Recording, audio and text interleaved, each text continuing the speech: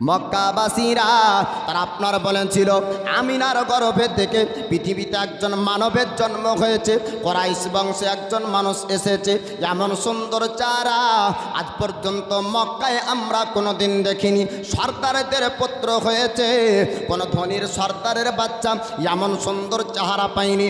মক্কার জমিনে কত মানুষ জন্মগ্রহণ করেছে, এমন সুন্দর চেহারা কেউ পাইনি। মুলকে মদিনা না, সারা পৃথিবীর মধ্যে আল্লাহ পাক আল্লাহ তাআলা আমার নবীর মতন সুন্দর চেহারা কোনো মানব জাতিকে দেয়নি। জোরে বলুন সুবহানাল্লাহ।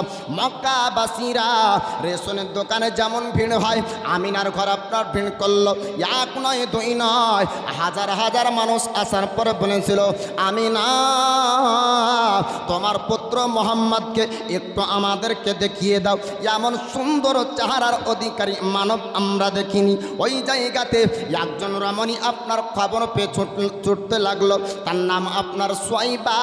সোয়াইবা আসার পরে বলল আমিনা তোমার পুত্র মোহাম্মদের প্রশংসা আমরা প্রত্যেকটা জায়গায় শুনছি, গলিতে গলিতে আজকে একটি আলোচনা শোনা যায় যে মোহাম্মদের মতন চেহারার অধিকারী দ্বিতীয় মানব আজ মক্কার জমিনে আর দ্বিতীয় নয়।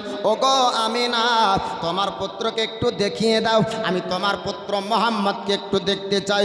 আল্লাহ নবী হাবিবুল্লাহকে আল্লাহ পাক আল্লাহ তাআলা এমন চেহারা দান করেছেন, পৃথিবীর কোনো মানুষের সঙ্গে আমার রাসূলুল্লাহর চেহারার মিল হবে না। জোরে বলো।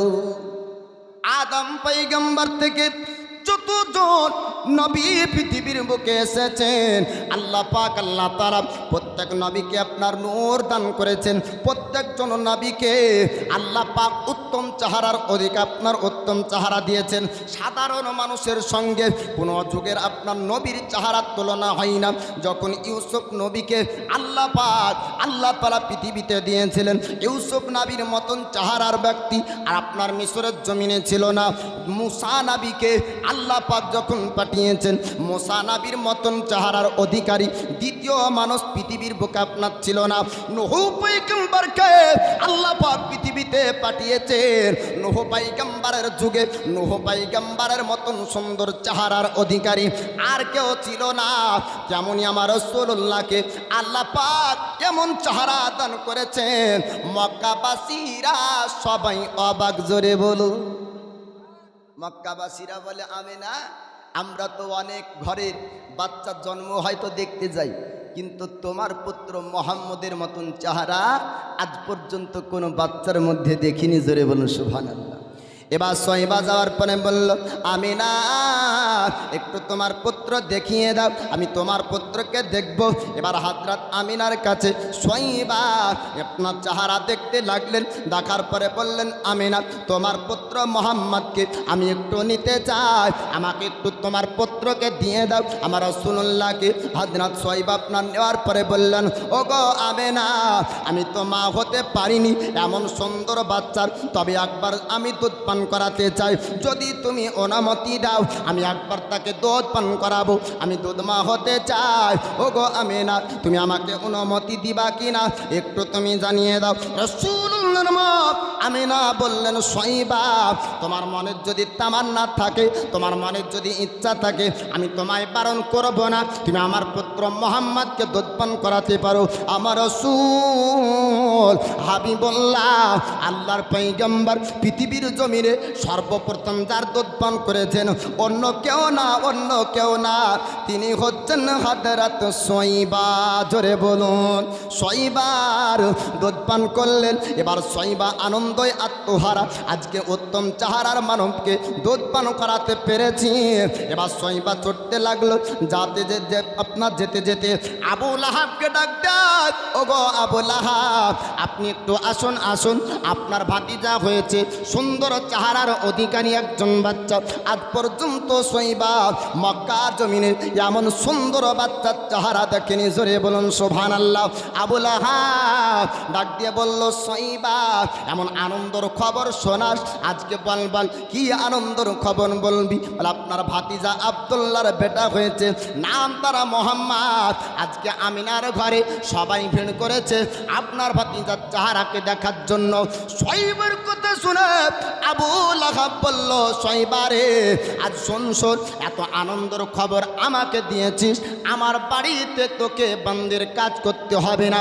আঙ্গুলে শাহাদাতের ইশারা করে আবু লাহাব বলল, সাইবা আমি তোকে আজাদ করে দিলাম, আমার বাড়িতে তোকে কাজ করতে হবে না।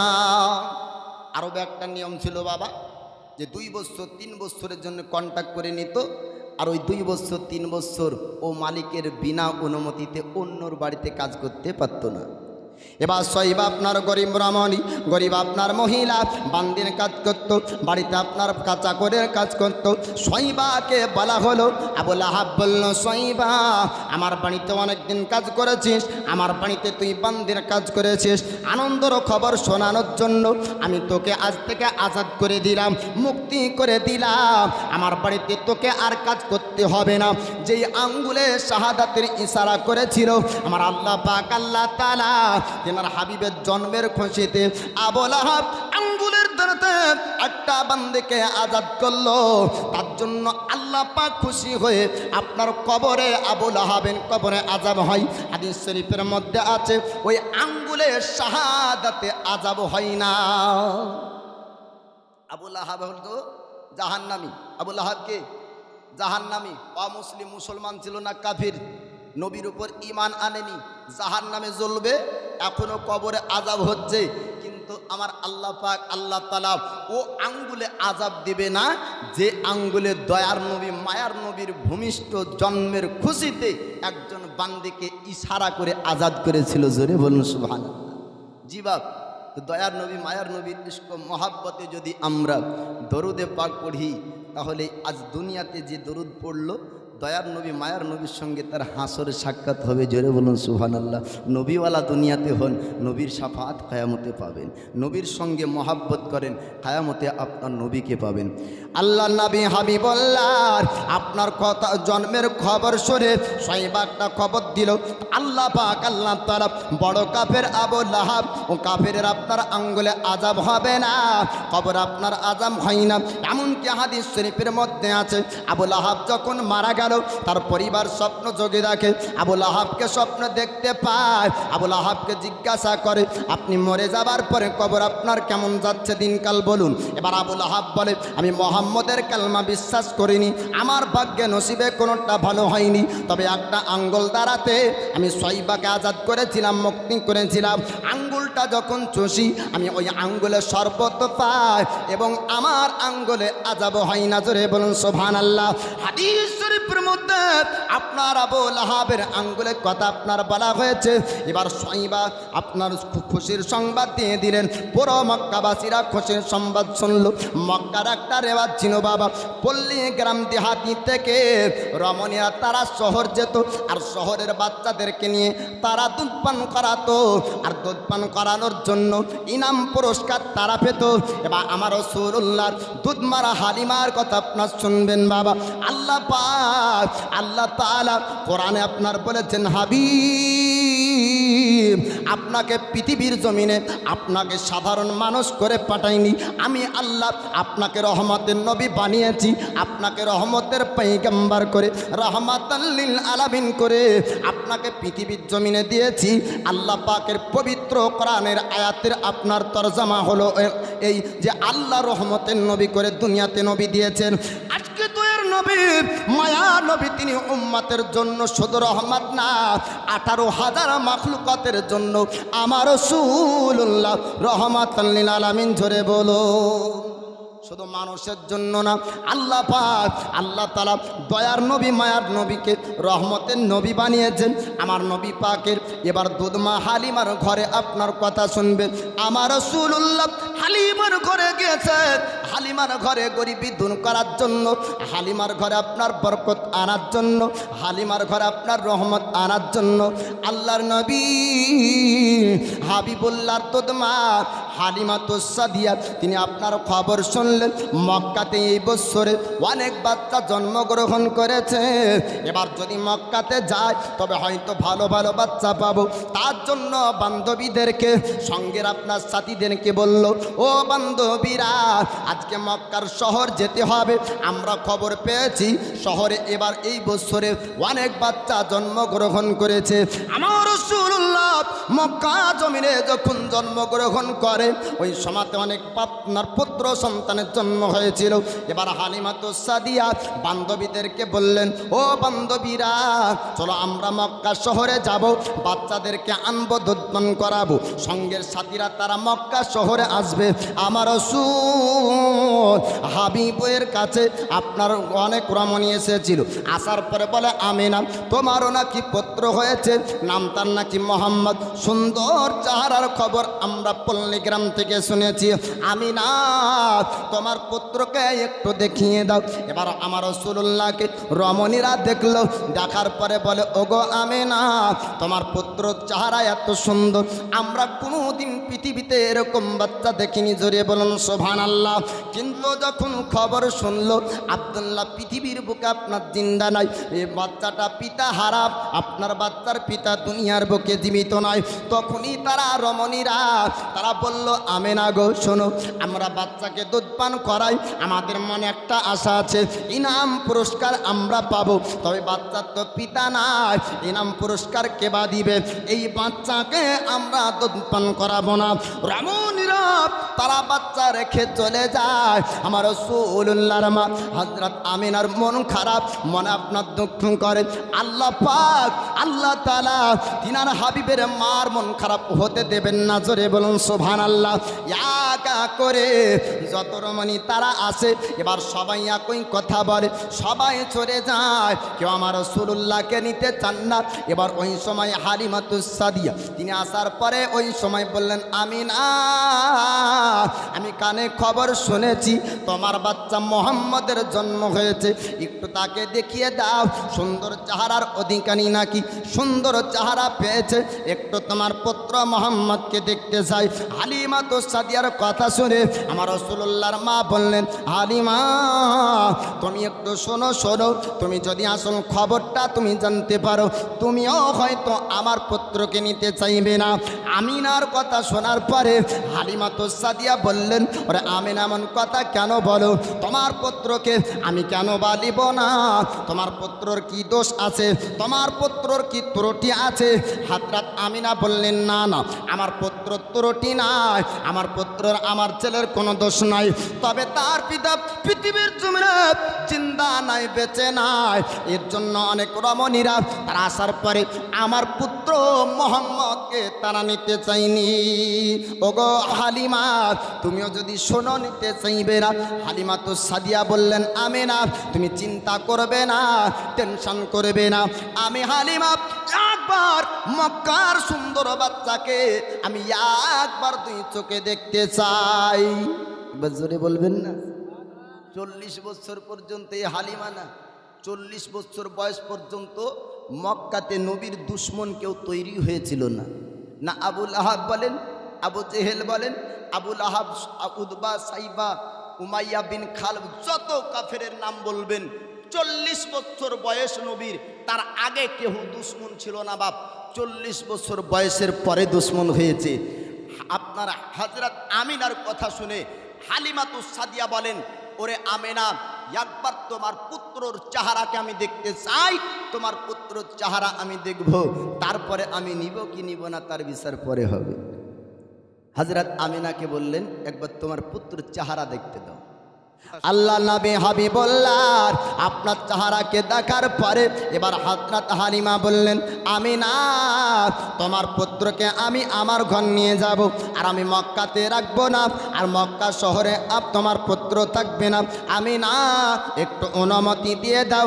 হযরত আমিনা বললেন, ও হালিমা তুমি যদি নিয়ে যেতে চাও আমি তোমাকে বারণ করব না, তবে একটা কথা শুনতে হবে, তুমি ইনাম পুরস্কারের চিন্তা করবে না। পিতা হারা সন্তান হলেও আমি আমিনা তোমাকে কথা দিলাম দুধ পান করানোর ইনাম পুরস্কার আমি তোমাকে দিব। হালিমা তো সাদিয়া বললেন, একটু আমিনা দাঁড়িয়ে যাও, আমার স্বামীকে জিজ্ঞাসা করব। এবার স্বামীকে বললেন, স্বামী আপনি একটু বলুন আমি এই মোহাম্মদকে নিয়ে যাব কিনা, আপনার অনুমতি ছাড়া নেওয়া যাবে না। স্বামী বললেন, হালিমা তুমি চিন্তা করো না, টেনশন করো না, এই বাচ্চাকে যদি তুমি নিয়ে যেতে চাও তবে তুমি নিয়ে যাবে, আমি তোমাকে বারণ করব না। এবার হালিমা তো সাদিয়া বললেন, ওগো আমার স্বামী যান, এবার পুত্রকে নিয়ে আমরা চলবো। এবার পুত্রকে আপনার মোহাম্মদকে আপনার সবারই উপর চাপানো হলো।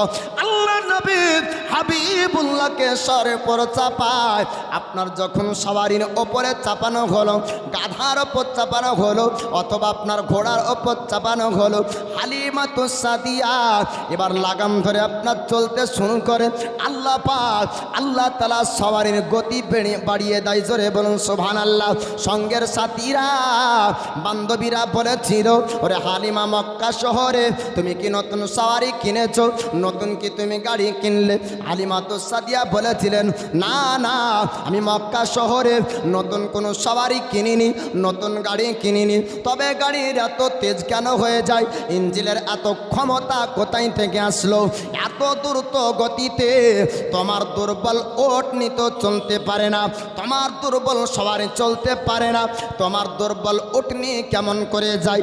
হালিমা তো সাদিয়া তিনি তখন বললেন, ও সঙ্গের সাথীরা বান্ধবীরা আমার উটনির মধ্যে কখন তেজ আসলো তোমরা কি শুনতে চাও?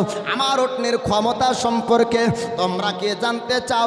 সঙ্গের সাথী বান্ধবীরা বলল, হালিমা একটু তুমি শুনিয়ে দাও। হালিমা তো সাদিয়া বলেন, আমি যখন মোহাম্মদকে দুধ পান করালাম আমার স্তনের মধ্যে বরকত আসলো, আমি যখন মোহাম্মদকে আমার উটনির ওপর চাপালাম আমার উটনির মধ্যে শক্তি আসলো। জোরে বলুন সুবহানাল্লাহ। পৃথিবীর যত প্রকারের গাড়ি দেখবেন বাবা, যদি আপনার বোঝা বেশি চাপানো হয় তার আপনার ক্ষমতা কমে যাবে। হালিমার আপনার স্বামী আসছেন দুর্বল উটনি, তার আপনার শক্তি কম ছিল, আমার রাসূলুল্লাহকে চাপানোর পর ওই উটনির মধ্যে তেল চলে আসে। জোরে বলুন। কারণ নবীর ওজন উটনি বুঝে না, কারণ দয়ার নবী তো নূর আলা নূর। জোরে বলুন সুবহানাল্লাহ। এ তো উটনি ওজন কি বুঝবে? হযরত আমিনা আপনার তিনি বলেছেন, আমার গর্ভে যখন মোহাম্মদ ছিল আমি ওজন যন্ত্রণা পর্যন্ত বুঝতে পারতাম না, আমার বেদনাও হতো না। জোরে বলুন। কোনো ওজনও বোঝা যায় না, যন্ত্রণাও হয় না, বেদনাও হয় না, পেটটা আপনার উঁচুও হয়নি। জোরে বলুন সুবহানাল্লাহ।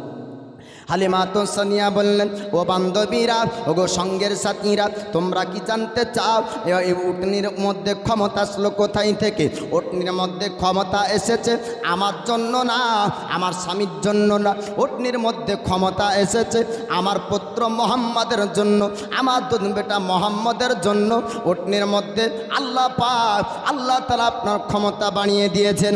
আমার রাসূলুল্লাহ হাবিবুল্লাহ আল্লাহর পয়গম্বর এবার হালিমা তো সাদিয়ার ঘর আপনার চললেন, গরিবীকে আপনার দূর করবে, হালিমার ঘরে বরকত আসবে, হালিমার ঘরে আপনার রহমত হবে। হালিমা তো সাদিয়ার ঘরে যাওয়ার পরে আমার রাসূলকে আল্লাহ নবীকে হালিমা তো সাদিয়া এবার দুধ পান করান। এক স্তনের দুধ পান করেন বাবা, অপর স্তনের দুধ পান করেন না। অবাক হয়ে গেলেন হালিমা, এবার কি ব্যাপার? আজ পর্যন্ত আমি যত বাচ্চাকে দুধ পান করালাম তারা তো দুটো স্তনের দুধ পান করত, আমার পুত্র দুই স্তনের দুধ পান করত, কিন্তু মোহাম্মদ এক স্তনের দুধ পান করে আর এক স্তনের দুধ পান করে না। কারণ তো আপনার হালিমা বুঝতে পারে না, আমার আল্লাহ পাক আল্লাহ তাআলা পৃথিবীর জমিনে তিনার পয়গম্বর পাঠিয়েছেন হকের শিক্ষা দেওয়ার জন্য জগৎবাসীকে। আপনার হকের শিক্ষা দিবে, ভাই আপনার ভাইয়ের কেমন করে হক আদায় করবে, সন্তান মায়ের হক কেমন আদায় করবে, মা আপনার সন্তানের হক কেমন আদায় করবে। পৃথিবীবাসীকে যিনি হকের শিক্ষা দিবেন ওই রাসূল কখনো দুধ ভাইয়ের হক মারতে চাই না, জোরে বলুন। হালিমাতুস সাদিয়া তিনি অবাক হয়ে গেলেন। এবার আপনার কবিরাজের কাছে যাই। কবিরাজ মহাশয়, আপনি একটু ভালো করে দেখুন, আমার স্তনের মধ্যে কি কোনো রোগ হয়েছে, আমার স্তনে কি কোনো অসুখ হয়েছে? কবিরাজ বলেছিল, ওগো হালিমা শোনো সরো, আমরা অনেক পরীক্ষা করে দেখলাম, তোমার শরীরে কোনো তো রোগ আসেনি, তোমার শরীরে কোনো অসুখ হয়নি। হালিমাতুস সাদিয়া বললেন, ওগো কবিরাজ মহাশয়, একটু ভালো করে দেখুন, আমার শরীরে যদি কোনো রোগ না হয়, তবে আমার পুত্র মোহাম্মদ আমার স্তনের কেন দুধ পান করে না, আমার স্তনের দুধ কেন খাই না? কবিরাজ বলেছিলেন, ওগো হালিমাতুস সাদিয়া, তোমার পুত্র তোমার দুধ কেন পান করে না, এর কারণ কোনো কবিরাজ বলতে পারবে না। যদি ডক্টরের কাছে চিকিৎসা করা হয়, যদি ওর মেশিনের রোগ ধরা পড়ে তবেই না বলবে রোগী, যদি রোগী না ধরা পড়ে তো কি করে বলবে? তো কবিরাজ বলছে, হালিমা শরীরে তো কোনো রোগ নাই, তবে কেন দুধ পান করে না এটা তোমার পুত্রই জানে, জোরে বলুন সুবহানাল্লাহ। এবার আর এক কবিরাজের কাছে যাওয়া হলো। আর এক কবিরাজ বলল, ওগো হালিমাতুস সাদিয়া, আমরা অনেক পরীক্ষা করে দেখলাম, অনেক পরীক্ষা করে দেখলাম, না না, তোমার শরীরে রোগ পাওয়া যায়নি, তোমার শরীরে অসুখ পাওয়া যায়নি, তোমার স্তনের মধ্যে রোগ পাওয়া যায়নি। হালিমাতুস সাদিয়া বললেন, তবে আমার স্তনের দুধ কেন পান করে না? কবিরাজ তারা একই কথা বলেছিল, হালিমা তোমার স্তনের কেন দুধ পান করে না, তোমার পুত্র ছাড়া কেউ জানে না। আমার রাসূল হালিমাতুস সাদিয়ার কেন দুধ পান করেননি বাবা? আপনারা কি শুনতে চান? আমার রাসূলুল্লাহর একজন দুধ ভাই ছিল, হালিমাতুস সাদিয়ার একজন পুত্র সন্তান ছিল, নাম তার আব্দুল্লাহ। আমার নবী এক স্তনের দুধ পান করতেন, আর এক স্তনের দুধ তিনার দুধ ভাই আব্দুল্লাহর জন্য রাখতেন, জোরে বলুন সুবহানাল্লাহ। দয়ার নবীজি, আমরা তোমায় বলতে পারি না, তোমার আম্মা আমি না গো, তোমার দুধ মা হালিমা, তোমার আম্মা আমি না গো, তোমার দুধ মা হালিমা। তুমি যখন গেলে মা হালিমার ঘরে, খোদার করুণা জোরে যে পড়ে, হালিমা বলে, জোরে বলেন সুবহানাল্লাহ, সুবহানাল্লাহ, সুবহানাল্লাহ। হালিমা বলেন, খোদার রহম জোরে পড়ে, আমার ঘরে এলো দেখো খোদার করুণা, তোমার আম্মা আমি না গো, তোমার দুধ মা হালিমা, তোমার আম্মা আমি না গো, তোমার দুধ মা হালিমা। দয়ার নবীজি, আমরা তোমায় বলতে পারি না, দয়ার নবীজি, আমরা তোমায় বলতে পারি না, তোমার আম্মা আমি না গো, তোমার দুধ মা হালিমা, তোমার আম্মা আমি না গো, তোমার দুধ মা হালিমা। তুমি যখন এলে মায়ামিনার ঘরে, খোদার ফারিস্তা আসে সে ঘরে, তুমি সিরাতে রাসূল মারিফাতেরি বুলবুল, তোমার দুয়া কবুল করতে খোদা দেরি করে না, তোমার আম্মা আমি না গো, তোমার দুধ মা হালিমা। হালিমাতুস সাদিয়া তিনি আমার রাসূলুল্লাহর জন্য বলেন, হালিমাতুস সাদিয়া বলেন, আমি মুহাম্মদের পূর্বে আমি অনেক বাচ্চাকে দুধ পান করিয়েছিলাম, কিন্তু না না, এমন বাচ্চা আমি কোনো দিন দেখতে পাইনি। আমি অন্য বাচ্চাকে যখন দুধ পান করাতাম, তারা রাত্রিবেলায় কাঁদতো, আমার বেটারাও তারাও কান্না করতো, পেট তাদের ভরতো না, কিন্তু মুহাম্মদ যখন দুধ পান করলো, তখন থেকে আরম্ভ করে রাত্রিবেলায় কেউ আমার পুত্র বেটা আব্দুল্লাহ কাঁদে না, আমার পুত্র মোহাম্মদও কান্না করে না, রাত্রিতে তাদের পেট ভরে যেত, কোনোদিন তারা কান্না করতো না। হযরত হালিমাতুস সাদিয়া তিনি বলেন, শুধু তাই না, আমি অন্য বাচ্চাকে যখন দুধ পান করাতাম, কাজে মন বসতো না, আমি যখন কাজে ব্যস্ত হয়ে যেতাম, বাচ্চারা কান্না করতো, বাচ্চারা সারা রাত্রি করতো, আমার মোহাম্মদ যেদিন থেকে আমার ঘরে এসেছে, আমি হালিমাতুস সাদিয়া আমার কাজে কোনো অসুবিধা হয়নি, আমার দোলনা কোনোদিন থামতো না। অন্য বাচ্চাকে আমি যখন দুধ পান করাতাম ওই সময় বাচ্চাকে দোলনার ওপরে রেখে দিতাম। আমি হালিমা আমি কাজে লিপ্ত হয়ে যেতাম, ও হঠাৎ কান্নার আওয়াজ আসতো, আমি ছুটতে লাগতাম ওখান থেকে দোলনার কাছে আসতাম। আসার পরে দেখতাম বাচ্চা কান্না করছে, কিন্তু মোহাম্মদ আমি যখন দোলনার ওপরে রাখতাম দোলনা কোনোদিন থামতো না। আমি হালিমা কাজ করতে করতে চিন্তা হতো মোহাম্মদের দোলনা হয়তো থেমে গিয়েছে, আমি কাজকে ফেলে দিতাম, ছুটতে লাগতাম দোলনার কাছে। আসার পর দেখতে পেতাম দোলনা যেন কে দোলনা দেয়। জোরে বলুন সুবহানাল্লাহ। আমার রাসূলুল্লাহ হাবিবুল্লাহ আল্লাহর পয়গম্বর যখন দোলনার ওপর থাকতেন পৃথিবীর কোনো মানুষ আপনার দোলনায় দোলনা দিত না। আল্লাহ পাক আল্লাহ তাআলা জিবরিল আমিনকে আপনার হুকুম করতেন, জিবরিল পৃথিবীর জমিনে চলে যাও, ওই দেখো আমার হাবিব আমার বন্ধু দোলনার ওপর আছে, তুমি তার দোলনাটা একটু নিয়ে দাও। আল্লাহর ফেরেশতা পৃথিবীর জমিনে আসার পরে আমার রাসূলুল্লাহর দোলনার ওপর আপনার দোলনা দিতে আল্লাহর ফেরেশতা জিবরিল আমিন দুনিয়ার বুকে আপনার আসতেন, আমার রাসূলুল্লাহ দোলনায় দোলনা দিতেন। আল্লাহর নবীর দোলনা কোনোদিন আপনার থামতো না। শুধু তাই না হালিমাতুস সাদিয়া তিনি বলেন আমার অন্য বাচ্চাকে দন্তন করাতাম, তারা কান্না করতো, আমি সোয়াগ করে করে তাদেরকে ঘুম পাড়াতাম, তাদের কান্না বন্ধ করতাম, কিন্তু না মোহাম্মদকে কোনোদিন আমি কাঁদতে দেখিনি। আর মোহাম্মদ কোনো বাচ্চার সঙ্গেও খেলাধুলা করতো না। আমার নবী হাবিবুল্লাহ আল্লাহর পয়গম্বর যখন আপনার খেলতেন আকাশের চাঁদকে আঙ্গুলের ইশারা করতেন। আল্লাহ পাক আল্লাহ তাআলা আমার রাসূলুল্লাহ আল্লাহ নবীর আঙ্গুলের আপনার ইশারাতে আকাশের চাঁদ পর্যন্ত আপনার ঘুরতো। বলবেন না কোনো বাচ্চার মার আপনার বলেই গেল চাঁদ মামা টিক দিয়ে যায়, মামা কোনোদিন নামেও না কোনোদিন টিক দেয়ও না, ঠিক না?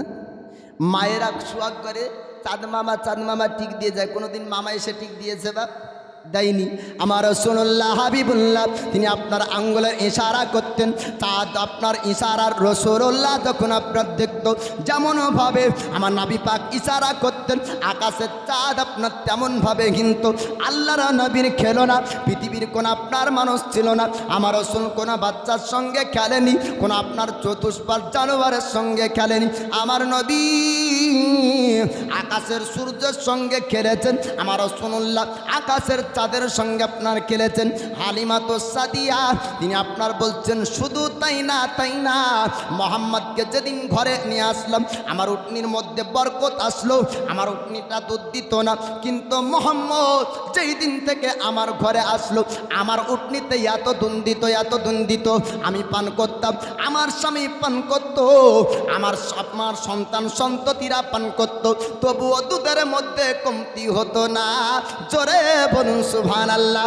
আল্লাহ পাক আল্লাহ তাআলা রহমতের পয়গম্বর দয়ার ভান্ডার দয়ার রাসূলকে হালিমাতুস সাদিয়ার ঘরে পাঠিয়ে হালিমাতুস সাদিয়া গরিবীকে আল্লাহ পাক আপনার দূর করেছেন। দুধ পান করার মৌসুম যখন দুধ পান করার টাইম যখন আপনার শেষ হয়ে গেল হালিমাতুস সাদিয়া এবার বললেন স্বামী ওয়াদা করা আছে, কথা খেলাপ করা যাবে না, আমিনার পুত্র আমিনাকে দিতে হবে। এবার মক্কা শহরে আবার আসবেন হালিমাতুস সাদিয়া আমার রাসূলুল্লাহর মার কাছে নিতে। হালিমাতুস সাদিয়া বললেন স্বামী গো আবার উটনিকে নিয়ে আসুন, মোহাম্মদকে নিয়ে মক্কা শহরে যেতে হবে, আল্লাহর নবীকে নিয়ে এবার মক্কা শহরে আসবে। আমার রাসূলুল্লাহ হাবিবুল্লাহ রাস্তার মধ্যে আপনার হঠাৎ গায়েব হয়ে যান। জোরে বলুন সুবহানাল্লাহ।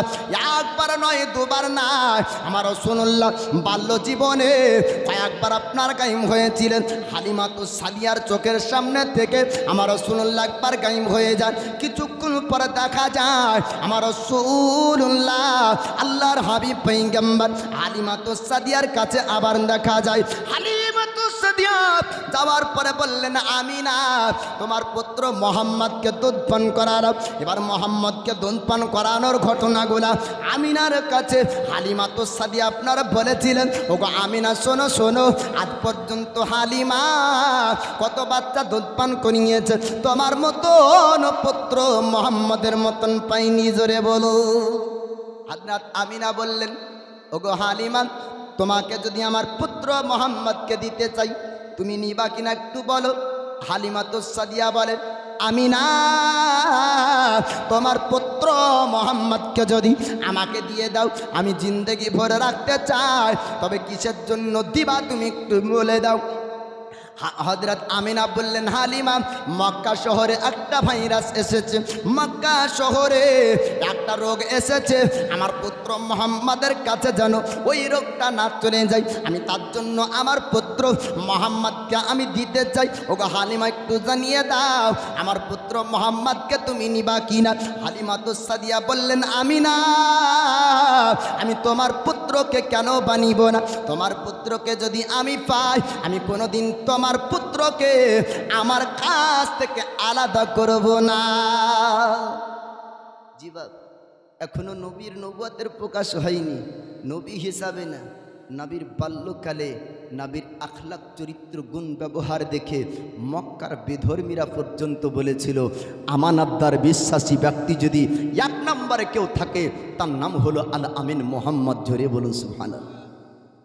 আমার রাসূলুল্লাহ হাবিবুল্লাহ আল্লাহর পয়গম্বর দুধ পান করার মৌসুম শেষ হলো, হযরত হালিমাতুস সাদিয়া আমিনার কাছ থেকে আবার মক্কা শহর থেকে দিহাতে আপনার পল্লী গ্রামে নিয়ে গেলেন।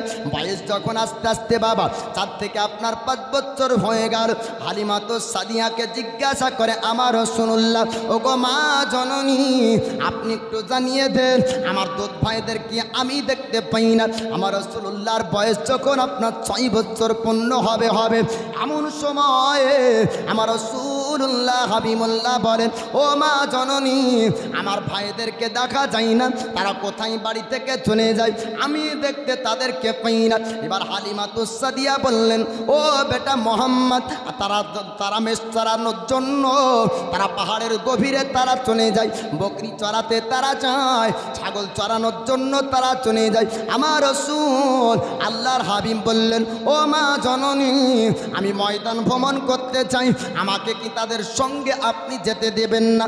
হালিমাতুস সাদিয়া বললেন, ও বেটা মোহাম্মদ তুমি জঙ্গল যেতে চেও না, পাহাড়ে তুমি যেতে চেও না, কেননা পাহাড়ের মধ্যে বড় বড় বাঘ ভাল্লুক থাকবে। বাবারা সামনে বসে থাকা মানুষ, এবার ঘটনাটা আশ্চর্যের ঘটনা আপনারা শুনবেন। অনেক ব্যক্তি তারা বলে 40 বছর বয়সে নাকি আমার রাসূল আমার নবী হয়েছে, বলে নাউজুবিল্লাহ। 40 বছর বয়সে নবী হয়নি বা 40 বছরে নবীর নবুয়তের প্রকাশ হয়েছে, মানুষ জানতো না, কিন্তু আল্লাহ পাক নবী করে পাঠিয়েছেন। দুনিয়াতে শিক্ষা অর্জন করে নবীর সার্টিফিকেট পাওয়া যায় না, নবী হয়ে দুনিয়াতে এসেছেন। জোরে বলুন সুবহানাল্লাহ। আল্লাহ পাক আল্লাহ তাআলা আমার রাসূলুল্লাহকে 40 বছর বয়সে আপনার নবী বানাননি, নবী করে পৃথিবীর জমিনে আপনার পাঠিয়েছেন। 40 বছর বয়স যখন হলো আল্লাহ পাকের হুকুমে নবুয়তের প্রকাশ হয়েছিল বাবা। 6 বছর বয়সে আমার রাসূলুল্লাহ আল্লাহর হাবিব বললেন, ও মা জননী আমি ময়দান ভ্রমণ করতে চাই, আমাকে একটু যাওয়ার অনুমতি দেন। হালিমাতুস সাদিয়া বলেছিলেন, ও বেটা মোহাম্মদ তুমি যদি জঙ্গলে যাও, জঙ্গলে ভেড়িয়া তারা থাকবে, বাঘ পাল্লো হিংস্র জানোয়ার থাকবে, তোমার উপর আক্রমণ করবে, তোমার ক্ষতি হয়ে যাবে। আমার নবী বলেছিলেন, ও মা জননী আপনি চিন্তা করবেন না, আপনি টেনশন করবেন না, আপনার পুত্র মোহাম্মদকে পৃথিবীর জঙ্গলের চতুষ্পদ জানোয়ার তারা পর্যন্ত চিনে। জোরে বলুন সুবহানাল্লাহ। কেন না আল্লাহ পাক আল্লাহ তাআলা মানব জাতিকে উত্তম আকৃতি দান করেছেন, আশরাফুল মাখলুকাত মানব জাতিকে আল্লাহ পাক বানালো, তবুও মানুষ হয়ে নবী চিনতে পারলাম না, কিন্তু আল্লাহ পাক নবীগণকে চতুষ্পদ জানোয়ারদেরকেও চিনিয়েছে। বাবারা, আল্লাহ পাক আল্লাহ তাআলা চতুষ্পরা জানোয়ারের মধ্যে নবীর মহাব্বত দান করেছেন। নবীর প্রেম ভালোবাসা তাদের মধ্যে ছিল। তারা নবী সম্পর্কে জানতো, তারা পয়গম্বর চিনতো।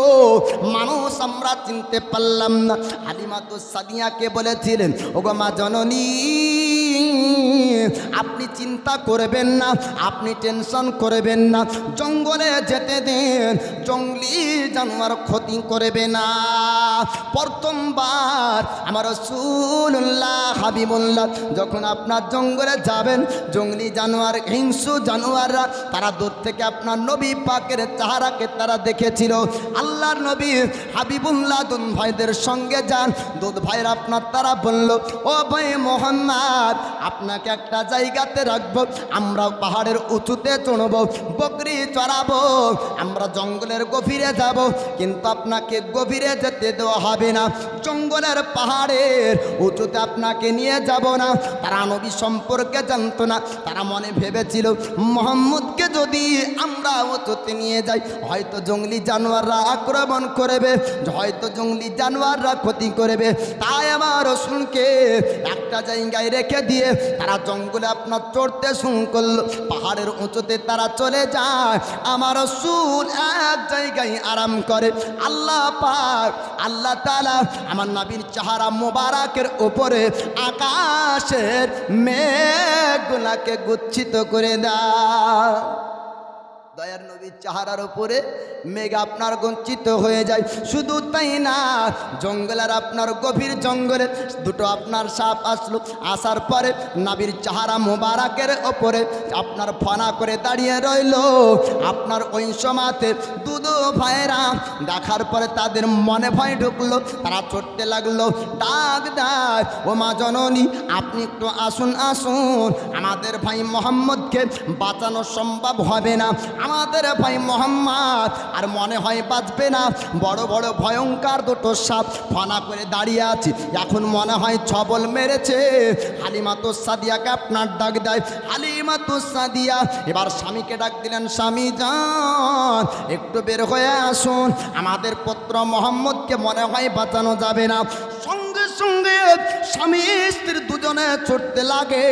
জঙ্গলে যাবার পরে আমার রাসূলুল্লাহর কাছে উপস্থিত হয়ে যায়। তারা আপনার দেখতে পান দুটো সাপ ফনা করে দাঁড়িয়ে আছে, কিন্তু নবীর চেহারায় ছবল মারে না, ছবল মারে না। তারা আপনার ছাতার মতন দাঁড়িয়ে রইল। নাগ আপনার গচ্ছিত হয়ে যায়। আমার রাসূল হাবিবুল্লাহকে হালিমাতুস সাদিয়া বলে, ও বেটা মোহাম্মদ, ওই সাপগুলা কি তোমাকে আঘাত করেছে? আমার নবী বললেন, না না, আমাকে তারা আঘাত করেনি। আমার উপর থেকে রৌদ্রের তাপ যখন মুখে পড়ছিল, গচ্ছিত মেঘ হয়ে যায় আর সাপগুলা ফনা করে আপনার পুত্র মুহাম্মদকে হাওয়া করে। জোরে বলবেন না সুবহানাল্লাহ। এরা আপনার আঘাত করার জন্য না, ছবল মারার জন্য না, খাবার জন্য না, এরা এসেছিল আমাকে হাওয়া করার জন্য। জোরে বলুন সুবহানাল্লাহ। এবার আপনার প্রথম দিন কেটে গেল, দ্বিতীয় দিন আপনার জঙ্গলে যাবে। হালিমাতুস সাদিয়াকে এবার তার দুধ ভাই আপনার রাসূলুল্লাহ দুধ ভাই বললেন, ও মা জননী, আমাদের ভাই মোহাম্মদকে আমরা জঙ্গল নিয়ে যাব না, যদি কোনো ক্ষতি হয়ে যায় তবে আপনি কি উত্তর দিবেন? হালিমাতুস সাদিয়া বললেন, তাই হবে মোহাম্মদ বেটা, আর তুমি জঙ্গলে যেতে চেও না, আর তোমাকে জঙ্গল পাঠাবো না। আমার রাসূলুল্লাহ বললেন, ও মা জননী, আপনি চিন্তা করবেন না, আপনি টেনশন করবেন না, জঙ্গলি জানোয়ার, হিংস্র জানোয়ার না, আপনার পুত্র মোহাম্মদের ক্ষতি করবে না। আল্লাহ নবী হাবিবুল্লাহ তিনি যখন বললেন, হালিমাতুস সাদিয়া বললেন, ও বেটা মোহাম্মদ, তবে তোমাকে যেতে দিব, কিন্তু খবরদার খবরদার, তুমি সাপ ভাল্লুক যদি তুমি দেখে না, বাঘ ভাল্লুক যদি দেখে না, তাদের কাছে তুমি যাবে না। আমার রাসূলুল্লাহকে আপনার বলা হলো, দুধ বেটা দুধ ভাইদেরকে আমার রাসূলুল্লাহ বললেন, ও ভাইয়েরা, তোমরা চিন্তা করবে না, টেনশন করবে না, তোমার ভাই মোহাম্মদের ক্ষতি কোনো জঙ্গলি জানোয়ার করবে না। বলুন সুবহানাল্লাহ। আল্লাহর হাবিব পয়গম্বরে আযম তিনি আপনার দ্বিতীয় দিন চললেন। পাহাড়ের আপনার কিনারায় যাওয়ার পরে আমার রাসূল হাবিবুল্লাহ একটা জায়গায় আরাম করেন, আর হঠাৎ আপনার চিৎকারের আওয়াজ। দুধ ভাইয়েরা তারা কাঁদতে কাঁদতে বাড়ির দিকে রওনা হয়ে যায়। আমার রাসূলুল্লাহ ডাক দিলেন, ও ভাইয়েরা একটু দাঁড়িয়ে যান, একটু দাঁড়িয়ে যান, কান্নার কেন আওয়াজ? আপনারা বাড়ির দিকে কেন রওনা হন? দুধ ভাই তারা বলল, ওগো মুহাম্মদ আর থাকা যাবে না, জঙ্গলে যদি আমরা আর কিছুক্ষণ থাকতাম আমাদেরকে বাঘ হামলা করত, বড় বড় বাঘ, সিংহ তারা এসেছে, হিংস্র জানোয়ার ভাল্লুক তারা এসেছে, আমাদের বকরি ছাগলগুলা জঙ্গলের মধ্যে ঘেরাও করে রেখেছে, যদি আমরা থাকতাম আমাদের উপর আক্রমণ করত। না না, আমরা থাকতে পারলাম না, বাড়ির দিকে রওনা হতে হবে, জান বাঁচাতে হবে। ও ভাই তুমিও পালিয়ে আসো। আমার রাসূলুল্লাহ বললেন, ভাই তোমরা একটু দাঁড়িয়ে যাও, আমি মুহাম্মদ বাঘ ভাল্লুকের সঙ্গে কথা বলবো। জোরে বলবেন না সুবহানাল্লাহ? আমার রাসূল বলতেছেন, ওরে ভাই একটু দাঁড়িয়ে যাও, আমি বাঘের সঙ্গে কথা বলে দেখি, আমি ভাল্লুকের সঙ্গে কথা বলবো।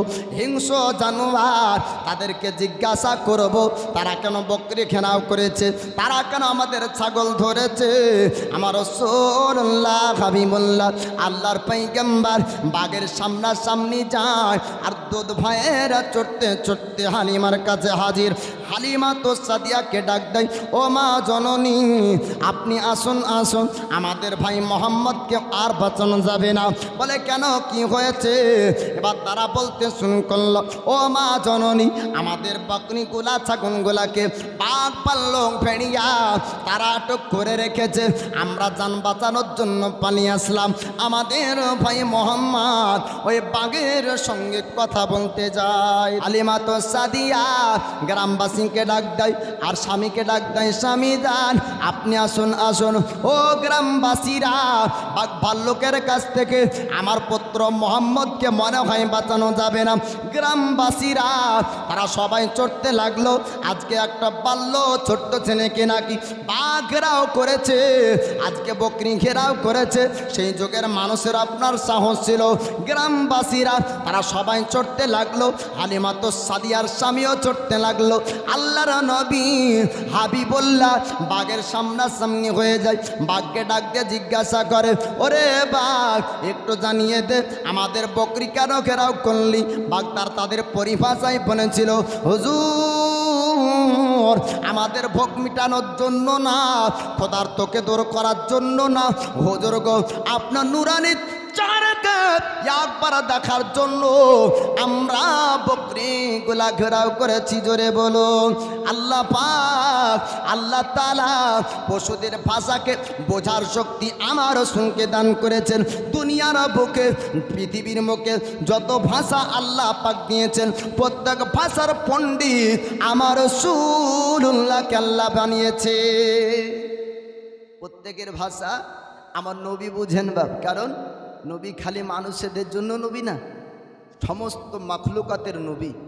কারণ নবী জিনেদের মধ্যে কেউ নবী হয়নি, অন্য কোনো মাখলুকের মধ্যে নবী হয়নি, ফারিস্তার মধ্যে কেউ নবী হয়নি। আল্লাহ পাক মানবদের মধ্যে নবী বানিয়েছেন। জোরে বলুন সুবহানাল্লাহ। এ মানব জাতিকে আশরাফুল মাখলুকাত বানিয়েছেন। আর মানবদের যিনি নবী তিনি হচ্ছেন সমস্ত মাখলুকাতেরও নবী। তো আমার দয়ার নবী, মায়ার নবী, দয়ার নবী, মায়ার নবী, তিনাকে আল্লাহ পাক সমস্ত মাখলুকের ভাষা বোঝার শক্তি পাওয়ার আল্লাহ দান করেছে। জোরে বলুন সুবহানাল্লাহ। বাঘ বলল, হুজুর আপনাকে দেখার জন্য আমরা অপেক্ষা করেছিলাম। প্রথম জঙ্গলে আপনি যখন আসলেন আপনার সামনে যেতে পারিনি, কেননা আমরা বাঘ হয়তো দেখতে পেতাম, অন্য জানোয়ার পশুরা তারা দেখতে পেত না।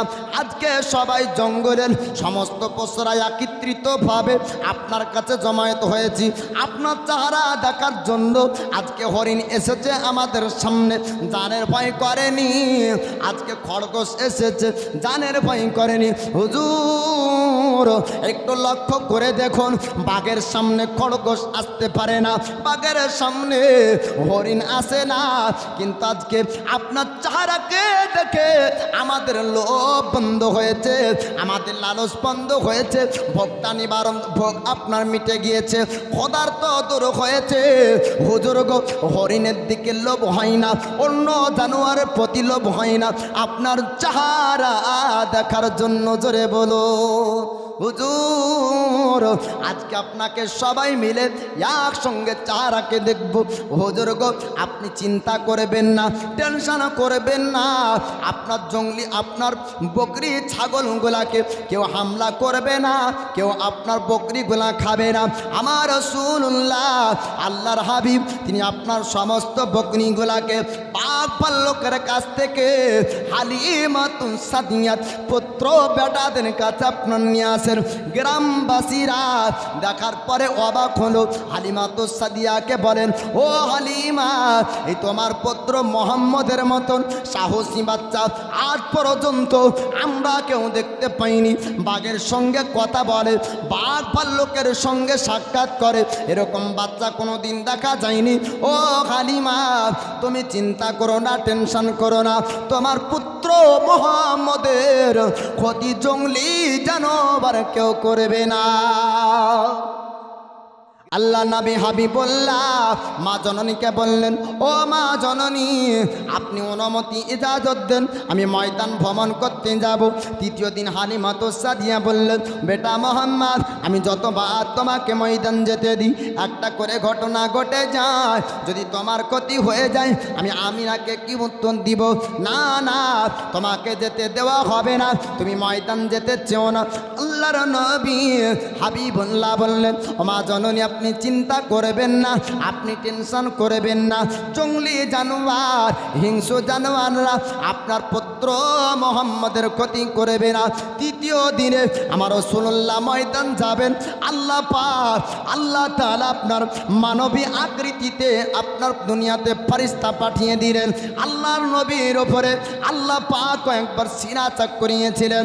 আমার রাসূলুল্লাহ বাল্য জীবনে সিনা চাক হয়।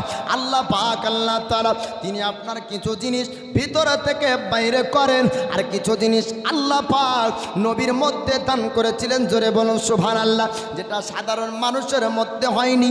আপনার গ্রামবাসীর যত বড় বড় নামাজি ব্যক্তি হোক না কেন, যত বড় হাজি হোক না কেন, যত বড় আলিম হোক না কেন, মুফতি হোক না কেন, যদি তার সিনাকে বিভক্ত করা হয়, সিনাকে যদি আপনার ভাগ করা হয়, তবে তার সিনা ফাড়লে রক্ত বের হবে, ঠিক না? তার রক্ত বের হবে। কিন্তু আল্লাহ পাক আল্লাহ তাআলা আমার নবী পাকের সিনাকে দুই ভাগে বিভক্ত করেছিলেন, কিন্তু জমিনে এক ফোঁটা রক্ত পড়েনি। জোরে বলুন সুবহানাল্লাহ। ঘটনা শুনবেন বাবা, আমার রাসূলুল্লাহ এবার ময়দানে চলে যান। একটা জায়গাতে আমার নবীকে রাখা হলো। দুধ ভাইয়ের আপনার বকরি চড়ানোর কাজে ব্যস্ত হয়ে যায়। হঠাৎ দেখা যায় আপনার তিনজন ব্যক্তি অপরিচিত, চিহ্না তাদেরকে যায় না, সুন্দর লেবাস পরিধান করে, সাদা পোশাক পরিধান করে, হাতে তাদের চূড়া নিয়ে আসার পরে তারা রাসূলুল্লাহর কাছাকাছি হয়ে গেল। লক্ষ্য করে দেখলো ব্যাপার কি। এখন এতক্ষণ পর্যন্ত আমরা যেটা দেখলাম আশ্চর্য ঘটনা দেখেছি, তবে পশুর কাছে কথা বলেছে, সাপ আপনার কাছে এসেছে, কিন্তু না না, কোনো মানুষ আক্রমণ করেনি। এ মানুষ আমাদের ভাই মোহাম্মদকে মনে হয় আজ ছাড়বে না। তাদের হাতে দেখা যায় ছুরা। অপরিচিত ব্যক্তি, গ্রামে কোনো দিন দেখা যায়নি, গ্রামে কোনো দিন দেখা যায়নি। এরা কারা? আমার ভাই মোহাম্মদকে কি ক্ষতি করবে? আল্লাহ নবী হাবিবুল্লাহর কাছে এ অপরিচিত তিনজন ব্যক্তি আসলো। আসার পরে রাসূলুল্লাহ দুই আপনার বাজ মোবারক ধরলো। ধরার পরে এবার জঙ্গলের কিনারায় নিয়ে যায়। কিনারায় নিয়ে যাওয়ার পরে আমার রাসূলুল্লাহকে জমিন আপনার রাখলো। রাখার পরে আল্লাহর ফেরেশতা মানুষের রূপ ধারণ করে আমার নবী পাকের আপনার সিনা বুক দুই ভাগে বিভক্ত করলো। কি করলো? দুই ভাগে সিনাকে ফেড়ে দিল ছুরা দিয়ে। এই ছুরা তো আপনার আমাদের এলাকার কামারে বানানোর মতন ছুরা না। আল্লাহ পাক যে ছুরা দিয়েছিলেন ও ছুরা বা যে ছুরা দিয়ে ফাড়লে রক্ত বার হয় না। জোরে বলবেন না সুবহানাল্লাহ।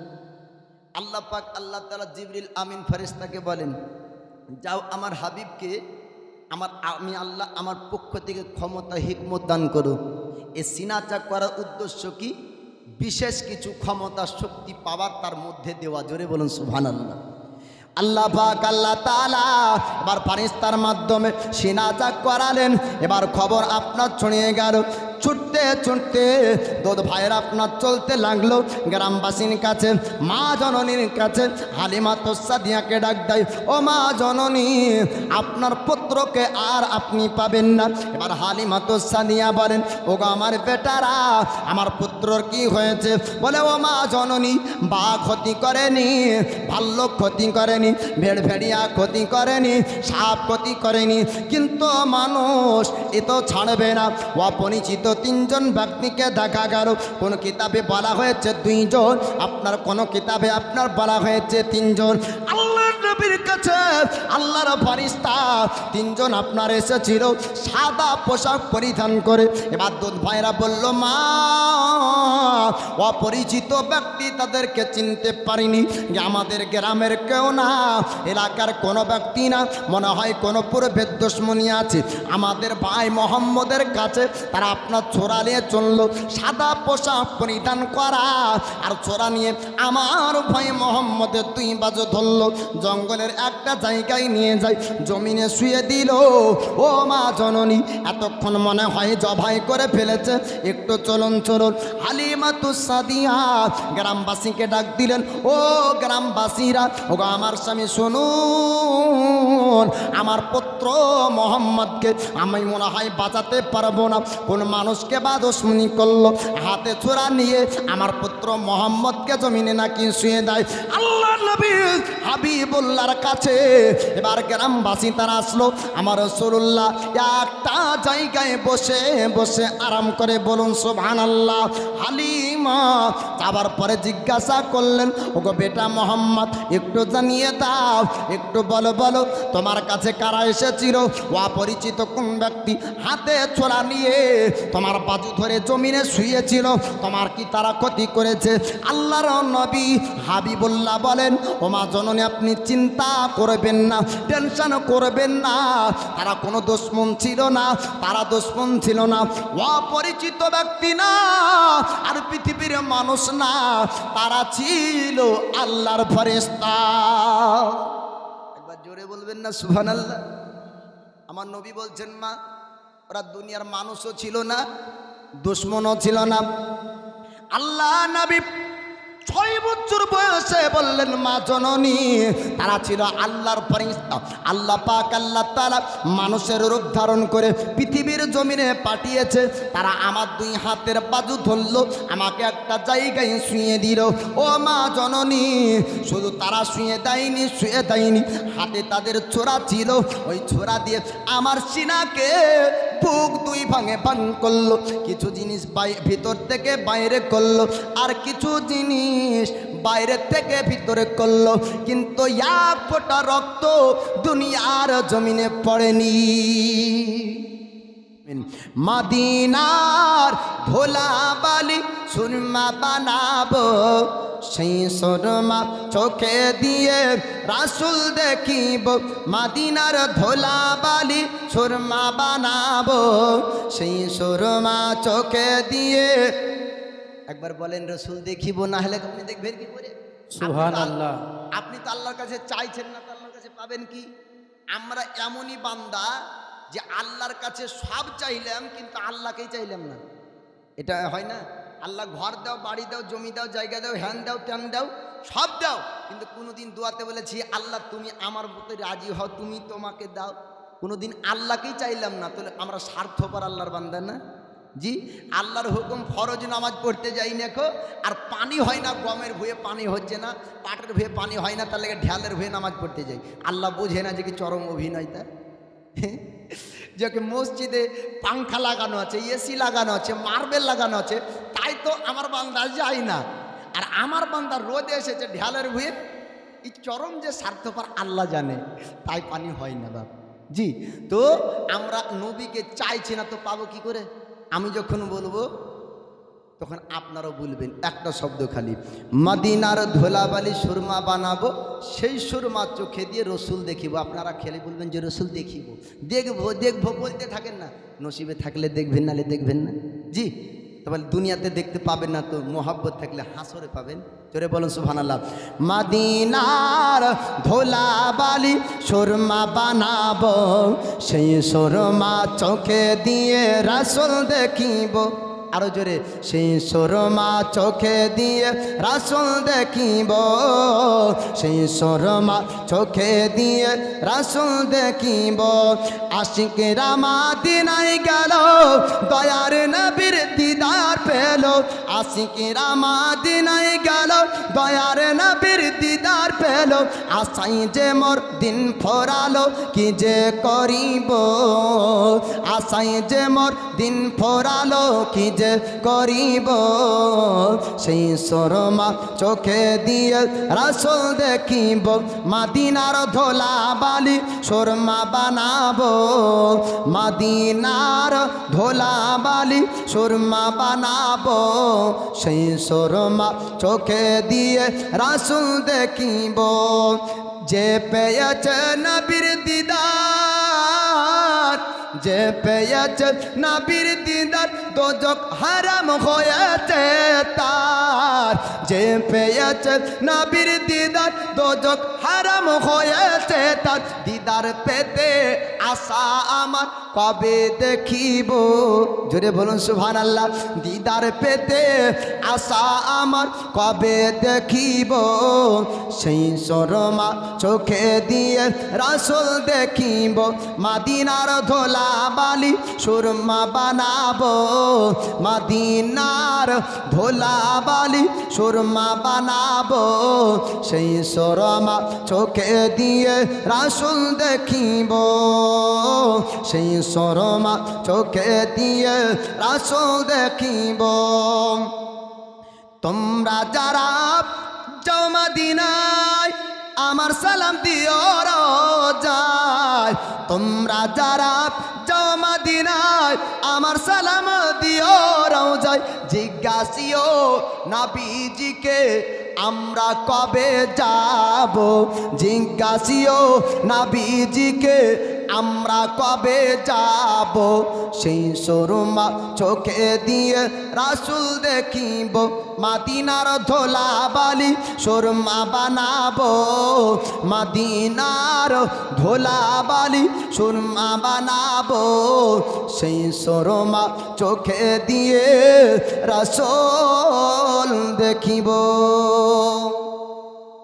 আল্লাহ নবী হাবিবুল্লাহ পয়গম্বর আজমের নবুয়তের প্রকাশের পূর্বে মক্কাবাসীরা তারা আপনার প্রত্যেকটি খানদানে একজন করে সর্দার ছিল, আর প্রত্যেকটি সর্দারের সঙ্গে অন্য সর্দারের মায়দা মিটিং হতো।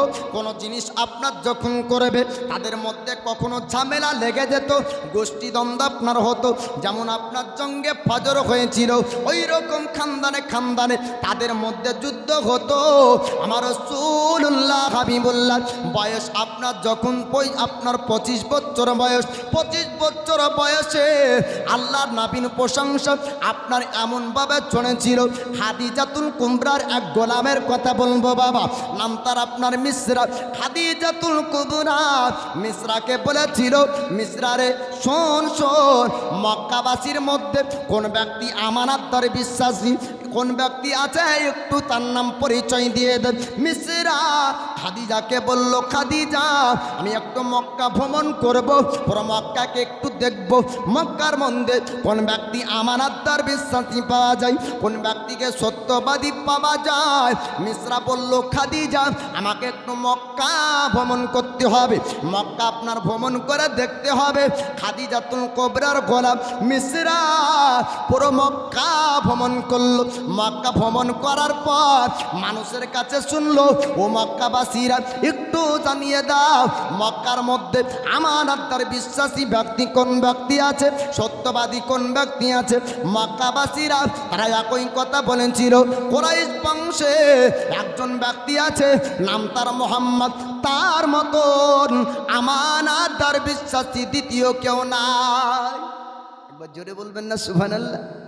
মক্কার নাগরিকরা বলছে জনসাধারণ, ওরে মিসরা, এ খাদিজার গোলাম, মক্কাতে একজনই আছে আমানতদার বিশ্বাসী, তার নাম হলো মুহাম্মদ।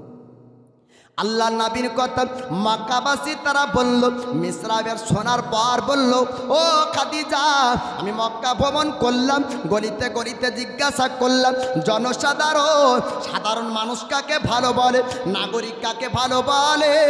নেতার পেছনে নেতা তো ভালো বলবেই, যে যা পার্টি করবে সে পার্টির নেতা ভালো, নাগরিক যাকে ভালো বলবে সেই না ভালো। জি, মক্কাবাসী নাগরিক বলছে মোহাম্মদ ভালো, জোরে বলবেন না সুবহানাল্লাহ। মুসলমান হয়ে না বেধর্মী, তবু আখলাক চরিত্র দেখে। মিসরা বলল, খাদিজা, আমি গলিতে গলিতে জিজ্ঞাসা করলাম জনসাধারণ নাগরিক, তারা বলল মক্কার মধ্যে একজন ব্যক্তি আমানতদার বিশ্বাসী, একজন ব্যক্তি আল আমিন আছে, নাম তার মোহাম্মদ। এবার খাদিজা বলল, ও মিসরা, ও মোহাম্মদকে ডাক দিতে হবে, আমি আজকে মুলকে শাম পাঠাবো, মুলকে শামে অনেক মাল যাবে, আমি বিশ্বাসী ব্যক্তির সন্ধান পেতে চাই, বিশ্বাসী ব্যক্তির দায়িত্বে আমার মালটাকে মুলকে শাম পাঠাবো। এবার মিসরা আসলো, আসার পর আমার রাসূলুল্লাহকে বললেন, আল আমিন মোহাম্মদ, আপনি একটু আসুন আসুন, খাদিজার মালের দায়িত্ব আপনাকে নিতে হবে। আমার রাসূলুল্লাহ হাবিবুল্লাহ আপনার চাচা আবু তালিবকে জিজ্ঞাসা করলেন, চাচা যান, আপনি যদি অনুমতি দেন তবে আমি মুলকে শাম যাব। প্রথম মুলকে শাম গিয়েছিলেন আমার রাসূলুল্লাহর বয়স যখন 12 বছর, দ্বিতীয়বার মুলকে শামের সফর করবেন আমার নবীর বয়স যখন 25 বছর। আবু তালিব বললেন, ফাতিদা, চিন্তা করো না, টেনশন করো না, খাদিজার মতন রমণী মক্কা জমিনে আরে নাই, তুমি যাবে, তোমায় বারণ করবো না। আমার রাসূলুল্লাহ এবার খাদিজাতুল কুবরার মালের দায়িত্ব নিয়ে মুলকে শাম যাবেন। এবার যেতে যেতে রাস্তার মাঝে আমার নবী একটু আরাম করেন। মিসরাকে বললেন, মিসরা রে, আমি একটু আরাম করতে চাই। মিসরা বলল, হুজুর আপনি আরাম করবেন, অসুবিধা কিছু নাই, একটা গাছের ছায়ার তলে আমার নবী পাক আরাম করে। ওই জায়গায় একটা পণ্ডিতের সঙ্গে দেখা হলো, পণ্ডিতের নাম নাস্তুরা। নাস্তুরা বলল, মিসরা রে, একটু শোন শোন, আজ পর্যন্ত অনেক গোলামকে তুই এনেছিস মুলকে শাম যাওয়ার জন্য, বুসরার বাজার যাওয়ার জন্য, কিন্তু এমন ব্যক্তিকে আজ পর্যন্ত কোনোদিন আনিসনি। মিসরার সঙ্গে নাস্তুরা নামক পণ্ডিতের বহু পূর্বের পরিচয়। নাস্তুরা বলছে, মিসরা রে, এমন ব্যক্তিকে কোনোদিন আনিসনি, এ ব্যক্তির সম্পর্কে একটু বল। কারণ ও পণ্ডিত জ্ঞানী ব্যক্তি আলাদা নজরে দেখেছিল আমার দয়ার নবীকে, বলুন সুবহানাল্লাহ। মিসরা বলল, নাস্তরা, এমন অবাক হয়ে জিজ্ঞাসা করো, এর মধ্যে আলাদা কি দেখতে পেয়েছো? নাস্তরা বলল, মিসরারে শোন শোন, আমি ইনজিল কিতাবের কথা শুনেছি, আমি তাওরাত কিতাবের কথা শুনেছি। আল্লাহ পাক, আল্লাহ তাআলা আখেরি জামানার নবী করে সে জামানাতে একজন নবী পাঠাবেন, আমি তার পরিচয় সম্পর্কে জানি। মিসরারে, একটু তুই জানিয়ে দে এই ব্যক্তির সম্পর্কে। মিসরা বলল, এর বাড়ি হলো মক্কা শহরে, বংশের নাম কুরাইশ, এনার নাম হলো মোহাম্মদ। নাস্তরা বলল, মিসরা, এটা সাধারণ মানুষ না, ইনি হচ্ছেন আল্লাহর পয়গম্বর, আল্লাহর হাবিব, ইনি হচ্ছেন হাবিবুল্লাহ, আখেরি জামানার নবী। সে জামানার নবী কিয়ামত পর্যন্ত আর কোনো নতুন নবী হবে না। এই ব্যক্তি একদিন নবুয়াতের প্রকাশ করবেন, কেননা তাওরাত ইনজিল কিতাবের মধ্যে আল্লাহ পাক, আল্লাহ তাআলা বলেছেন যে আখেরি জামানার যিনি নবী হবেন, তেনার বংশ হবে আপনার কুরাইশ বংশে, পৃথিবীর জমিনের নাম হবে আপনার মোহাম্মদ, আকাশের নাম হবে আহমদ, মানুষের চেহারার সঙ্গে কারোর সঙ্গে মিল হবে না। ওরে মিসরা, একটু তোকে আমি আলোচনাতে বলি, তোকে একটা পরামর্শ দিয়ে আমি তোকে একটা ওসিয়ত করে দিই। এবার আপনার মিসরা বলল, ও নাস্তরা, আমাকে কি ওসিয়ত করতে চাও? এবার নাস্তরা বলল, মিশ্রা রে, এই ব্যক্তি যখন নবুয়াতের প্রকাশ করবে, খবরদার নবুয়াতকে অস্বীকার করবি না, একে আল্লাহর নবী বলে স্বীকার করবি, এর কালেমা পড়বি। আমি নাস্তরা কথা দিলাম, ইনি যখন আপনার কালেমার কালেমার প্রচার করবে, নবুয়াতের প্রকাশ করবে, আমি নাস্তরা যদি জিন্দা থাকি আমি ইনার ওপর ঈমান আনবো। ও মিশ্রা, যদি ইনার ওপর ঈমান আনতে পারো তবে দুনিয়াতেও ভালো হবে, আখিরাত ভালো হবে। মিশ্রা, তোমাকে ওসিয়ত করি, খবরদার ইনকার অস্বীকার করবে না। আর একটি কথা তোমায় বলি, খবরদার বুসরার বাজার যেও না, কেন না মুলকে সামের সব থেকে বড় বাজার, তার নাম হলো বুসরার বাজার। আর বুসরার বাজারে ইহুদিরা থাকবে, বুসরার বাজারে নাসারা থাকবে।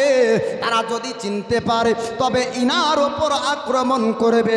ওরে মিশ্রা, মক্কায় ফিরে যাও, তুমি বুসরার বাজার যেও না, এখানে মাল বিক্রি করে দাও। রাস্তার মধ্যে মাল বিক্রি হয়ে গেল খাদিজাতুল কুবরার কাছে। এবার মিশ্রা মাল আপনার বিক্রি করা টাকাগুলা জমা করে আমার রাসূলুল্লাহর চেহারাকে একবার খাদিজা দুই চোখ ভরে আপনার দেখেছি, দেখার পরে মিশ্রাকে ডাক দেয়, মিশ্রা রে, একটু আয় আয় আয়। আমি আজ পর্যন্ত কত মানুষ দেখেছি, কিন্তু ইনার মতন মানুষ আজ পর্যন্ত খাদিজা দেখেনি। খাদিজা বলছেন, মিশ্রা, তোর দ্বারাতে কত না গোলাম এনেছি, তোর দ্বারাতে কত নতুন নতুন মানুষ এসেছে, কিন্তু এরকম চেহারা কোনোদিন কারো দেখতে পাইনি। এ মিশ্রা, এর সম্পর্কে আমি একটু জানতে চাই। মিশ্রা বলল, খাদিজা, রাস্তা দিয়ে আশ্চর্যের ঘটনা ঘটেছে। বলে কি? আমি বুসরার বাজার যেতে পারিনি। বলে কেন? এত টাকা মুনাফা লাভ হলো কি করে? বলে রাস্তাতে মাল বিক্রি করেছি। খাদিজা অবাক, বুসরার বাজারে যদি মাল বিক্রি করা যায় তো লাভ মুনাফা বেশি হয়, রাস্তাতে মাল বিক্রি করাতে আজ যতটা লাভ মুনাফা হয়েছে, খাদিজা বলছে আমার ব্যবসার জীবনে কোনো দিন হয়নি। জোরে বলুন সুবহানাল্লাহ। এ বাজারের কারামতি লাই, এ হলো নবীর মজেজা ওর আপনার ক্ষমতা। জোরে বলুন সুবহানাল্লাহ। মিশ্রা বলল, ওগো খাদিজা, শুধু তা নয়, একটি গাছের ছায়ার তলে ইনি আরাম করছিলেন, আর নাস্তরা নামক পণ্ডিত বললেন ইনি নাকি শেষ জামানার নবী। খাদিজাতুল কুবরা বুদ্ধিমতী মহিলা ছিলেন, বয়স তখন 40 বছর। খাদিজাতুল কুবরা তিনিও বললেন, শিক্ষিতা আপনার মহিলা ছিলেন। খাদিজা বলেন, ওরে মিশ্রা, আখেরি জামানার নবী যিনি হবেন তিনার চেহারা হবে আলাদা, তিনার চেহারাই থাকবে নূর। জোরে বলুন সুবহানাল্লাহ। 40 বছর বয়সে খাদিজাতুল কুবরা বিবাহ করেন, নবীর বয়স 25 বছর। নবী যখন প্রথম নবুয়াতের প্রকাশ করে তো এই খাদিজা মহিলার মধ্যে প্রথমে ঈমান আনেন। জোরে বলবেন না সুবহানাল্লাহ। নবী পাকের 25 বছরের পরে এই যে পূর্বে বললাম যে গোষ্ঠীদ্বন্দ্ব হতো মক্কাতে, আমার দয়ার নবীকে প্রত্যেকটা গোষ্ঠীর সর্দারেরা মানত। কি হিসাবে? যে মহান মুহাম্মদের ফায়সালার মধ্যে কোনো ত্রুটি হয় না। যখন ঝামেলা লেগে যেত, তখন মীমাংসা যখন না হতো তো বলতো যে কুরাইশের মুহাম্মদকে ডাকো, ইনসাফের বিচার করবে, কারো পক্ষাপক্ষি টানবে না। আমাদের এলাকাতে 50 বছর আগে বিচার হতো না, মুড়লে বসতো বিচার করতে। এখন বিচার উঠেছে না? বিচার হয়? বিচার উঠে গেছে। কেন? কেন বলেন তো? ইনসাফের বিচার নাই, তার জন্য। পুলিশ আসার জন্য না, থানা হওয়ার জন্য না। ইনসাফের বিচার যদি হতো দুনিয়াতে মুড়লের বিচার উঠতো না। ইনসাফের বিচার উঠে গিয়েছে, মুড়লের বিচার বন্ধ হয়েছে। এখন যখন মুড়লের যখন দেখেন যে চাচাতো ভাইয়ের কিছু হলে তো আর টান টানে, ও টান টানতে আর দিব না, তোর বিচারও আর মানব না। এখন যুবক ছেলেরা এসছে বলছে দেখে মুড়লের ঘরামির মটকা ফাঁকা, তোমার নিজেরই ঠিক না, তুমি বিচার করতে বসেছো। এখনকার যুবক আলাদা, আগেকার যুবক ছিল আলাদা। আগেকার যুবক যদি রাস্তাতে বিড়ি খাইতো তোর বাপ সমতুল্য লোক দেখলে ফেলে দিত। আর এখনকার ছেলেরা বিড়ি যখন ধরার বাপ সমতুল্য লোক যদি থাকে তো ওরা লাখ এসে দেয়, তুই এমনি আসছিস কেন, তুই ডানে যেতে পারছিস না। আমরা এখন ইয়ং ম্যান, আমার সামনে এসেছিস, ও টানে আবার ওর লাখের দিকে ছাড়বে। তো যুগ পরিবর্তন হয়েছে না বাপ, মুড়ল শেষ। তো ওই যুগে মুড়লরা যখন তাদের মধ্যে ঝামেলা হতো, আমার নবীকে বলতো যে মোহাম্মদকে ডাকো, ইনসাফের বিচার করবে, নচেত কেউ করতে পারবে না। আবার যখন যখন মেরামত হচ্ছে, কাবার যখন সুন্দরভাবে তৈরি করা হচ্ছে, নবীর নবুয়তের প্রকাশ হয়নি তখন বাবা। তো সব দামি দামি পাথর দিয়ে, ভালো ভালো পাথর দিয়ে কাবা হলো তৈরি। এবার মেরামত, মসজিদ যেমন পুরাতন হয়ে গেলে শহীদ করে আবার নতুন মসজিদ হয়, তো কাবার মেরামত হচ্ছে। আমার দয়ার নবী, মায়ার নবী, তিনিও আছেন। আর যখন হাজেরা আসবাদ জান্নাতি পাথর যখন চাপাবে, তো সর্দারে সর্দার আবার লড়ালড়ি, আবার ঝামেলা। আল্লাহ নামে হাবিবুল্লাহকে মক্কার সর্দারেরা 40 বছর আগে কেমন মানত, মক্কার সর্দারেরা 40 বছর পরে কেমন মানত, খালি পার্থক্যের কথাটা আপনাদেরকে বলবো। ও ভাইজান, আব্বা জানেরা, ও সোনালারেরা, ও মা বোনেরা, আপনারা শুনুন বাবা, শুনুন। আমার রাসূলুল্লাহ নবুয়তের প্রকাশ হয়নি, আবার মেরামত হচ্ছে। প্রত্যেকটা খানদানের সর্দারেরা, তারা আপনার সবাই আছে, প্রত্যেক খানদানের সর্দারের হুকুমে খানদানের মানুষেরা পাথর, আপনার কাবা আপনার তৈরি হচ্ছে পাথর দিয়ে। আল্লাহ পাকের জান্নাতি পাথর হাজরে আসওয়াদ যখন চাপাবে, একজন সর্দার দাঁড়িয়ে গেল, এ পাথর আমি চাপাবো। আর একজন সর্দার বলল, এ পাথর আমি চাপাবো। আর একজন সর্দার বলল, এ পাথরকে আমি চাপাবো। সর্দারে তর্ক হয়ে যায়, সর্দারে ঝামেলা হয়ে যায়। আমার রাসূলুল্লাহ উপস্থিত রয়েছেন। কুরাইশের মানুষ আবু জেহেল, উতবা, সাইবা, তারা বলল, আমরা পাথরটা চাপাবো, কুরাইশের সম্মান ইজ্জত বেড়ে যাবে। যদি জান্নাতি পাথর আমরা চাপাতে পারি, এই সম্মানী পাথরটা আমরা কাবার উপর যদি চাপিয়ে দিই, তবে আমাদের খানদানের সম্মান বেড়ে যাবে। আল্লাহ পাক, আল্লাহ তাআলা একজন ফারিস্তাকে ও সময় পাঠিয়ে দেয়, মানবের রূপ ধারণ করে আল্লাহর ফারিস্তা আপনার চলে আসলো। আসার পরে বলল, ও মক্কাবাসীরা, ও মক্কার সর্দারেরা, পবিত্র হওয়ার কাবা নিয়ে তোমরা ঝামেলা করবে না।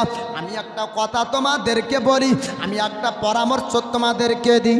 আল্লাহর ফারিস্তা আপনার বলল, ও মক্কার সর্দারেরা, ও মক্কাবাসীরা, আমার কথা তোমরা কি শুনবে? মক্কার সর্দার তারা বলল, আপনার কথা শুনবো, যদি শোনার মতন হয়। এবার ওই শায়েখ আপনার বৃদ্ধ ব্যক্তি বলল, প্রত্যেক সর্দার তোমরা শুনে নাও, আজকে তোমরা যদি পাথর চাপাতে যাও, বড় একটা ঝামেলা হবে, মীমাংসা হবে না। খানদানে খানদানে যুদ্ধ লেগে যাবে, মানুষ রক্তাক্ত হয়ে যাবে, মানুষের জীবন চলে যাবে। এর পূর্বে তোমরা অনেক জং করেছো, অনেক যুদ্ধ করেছো, অনেক মানুষের জীবন হারিয়েছে, অনেক মানুষের আপনার জান গিয়েছে। না না, আর মক্কায় তোমরা যুদ্ধ করো না। আমি একটা কথা তোমাদেরকে বলতে চাই। এবার শেখ আপনার বৃদ্ধ ব্যক্তি বলল, আজ তোমরা বাড়ি চলে যাও, আগামীকাল সুবহে সাদিকে এই কাবার চাতালে যে সর্বপ্রথম আসতে পারবে, ও ব্যক্তি কাবার ওপরে হাজরে আসওয়াদের পাথর চাপাবে। জোরে বলুন সুবহানাল্লাহ। সবাই বাড়ি চলে গেল, সর্দার আপন আপন বাড়িতে। সবাই চিন্তা করে কাবার চাতারে জাগে যাবে, এ পাথর ও ব্যক্তি চাপাতে পাবে। সবাই আপনার রাজি হয়ে গেল, সিদ্ধান্ত হয়ে গেল, ময়দানে ফয়সালা হলো, মিটিংয়ে আপনার ফয়সালা হয়ে গেল। যে ব্যক্তি আগে পৌঁছাবে, ও ব্যক্তি পাথর চাপাবে। সুবহে সাদিকের সময় সবাই ছুটতে শুরু করলো কাবার চাতালের দিকে। আসার পর সবাই দেখতে পায় আমার রাসূলুল্লাহ। আল্লাহ বলুন নারায়ণ। রহমত হবে কি করে, বরকত হবে কি করে? তো কেন পঞ্চরাস যখন হয় আর নায়ক নায়িকা যখন আসে, তখন পিছনে যদি না দেখতে পায়, তো একজনা কাঁধে করে চেপে দিয়ে দেখতে চাই, ঠিক লাই? আর সব সময় চাই যে কি সামনে যদি চান্স পায়, তো আপনার পিছনে যাবেও। যে সামনে যদি চান্স পাই, ও পিছনে যাবে না, কারণ নায়িকার লাচা দেখতে পাবে সামনে থেকে, কাছে থেকে। জি, নায়ককে দেখতে পাবে। আর পঞ্চরাসে ও সামনে যেতে যাইবার, মাহফিলে যদি হয়, তাহলে হুজুর দেখে নিল নামাজ পড়তে বলবে, একটু লুকা করে লাই, ওই করে। এ যুবক ভাই, বরকত হবে। বছরের শেষ মাস ডিসেম্বর, জানুয়ারি পড়বে, 2025 আসবে, আল্লাহর রহমত হবে। একটু সামনের দিকে আসেন, প্রধান বক্তা হুজুর চলে এসছে, যে বলবো সুবহানাল্লাহ। তো আমার দয়ার নবী, মায়ার নবী, তিনি কাবার চাতালে ঘটনা যদি গোটাটা বলে, যদি এটুকু না বলে তো ভালো লাগবে, চাতালে আছেন দয়ার নবী। সব সর্দারেরা আসার পরে দেখছেন মোহাম্মদ আল আমিন উপস্থিত। জোরে বলুন সুবহানাল্লাহ। তারা সবাই পৌঁছালো আল্লাহ নবী হাবিবুল্লাহকে কাবার কাছে আপনার দেখতে পাই। তারা বলল কুরাইশের ইজ্জত বেড়ে যাবে, কুরাইশের সম্মান বেড়ে যাবে। আল আমিন মোহাম্মদ সুবহে সাদিকে সবার আগে এসেছে, এই পাথর মোহাম্মদ চাপাতে পাবে। আল্লাহ নবী হাবিবুল্লাহ আল্লাহর পয়গম্বর বললেন, ও মক্কার সর্দারেরা আপনারা চিন্তা করবেন না, মন খারাপ করবেন না। শুধু কুরাইশের সম্মান না, শুধু কুরাইশের সম্মান বাড়বে না, আমার রাসূলুল্লাহ করলেন কি, একা পাথর চাপালেন না, একটি চাদর বিছিয়ে দিলেন। ও পাথরকে চাদরের উপর চাপিয়ে দেয় আর প্রত্যেকটি সর্দারকে ডাক দেওয়া হলো। প্রত্যেক খানদানের একজন করে সর্দার আসুন, প্রত্যেক খানদানে একজন সর্দারকে ডাকা হলো। আল্লাহর নবী হাবিবুল্লাহ তিনি বললেন, ও সর্দারের আপনারা শুনুন শুনুন, যে ব্যক্তি পাথরটা কাবায় চাপাবে তার ইজ্জত বেড়ে যাবে, তার সম্মানটা বেড়ে যাবে।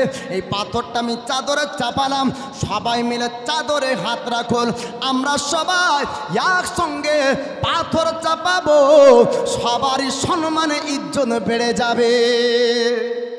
জোরে বলবেন না সুবহানাল্লাহ। এতে ফার্স্ট সেকেন্ড থার্ড কেউ নাই। জি, যদি আপনার ফিতে একটা টাঙানো হয় আর দৌড় কম্পিটিশন যদি হয়, সবার বুক যদি এসে একসঙ্গে ঠেকে, তো থার্ড কে হবে, সেকেন্ড কে হবে? আর একবার দৌড়া, তাইলে দয়ার নবী মায়ার নবী বলছেন, এ সর্দারেরা তোমার গোষ্ঠীতে ঝগড়া করো আর অসহায় মানুষদের জীবন যায়।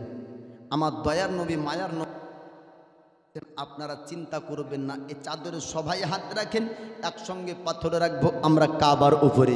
জান্নাতি পাথর সব খানদানের সর্দারের একই সঙ্গে রাখলো আর সবাই খুশিতে আত্মহারা। এ যুক্তি পরামর্শ কারো মাথাতে বের হবে না।